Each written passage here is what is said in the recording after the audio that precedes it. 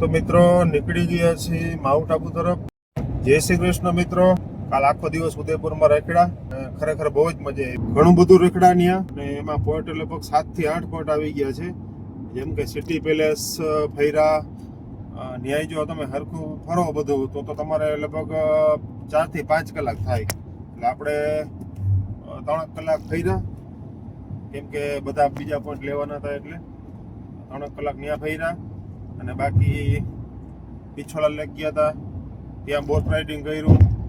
Fatehsagar lake ગયા હતા, અને સહેલીઓ કે બારી ગયા હતા.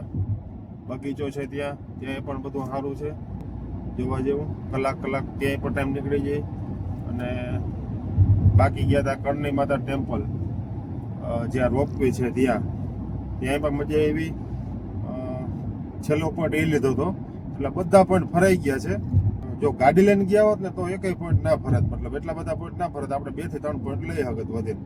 અને રિક્ષા લઈને ગયા એટલે એટલો ફાયદો થઈ ગયો, પૈસામાં ફાયદો થઈ જાય અને તમારો ટાઈમે બચી જાય. એટલે તમારે જો ઉદયપુર આવવું હોય તો એ જ કરજો.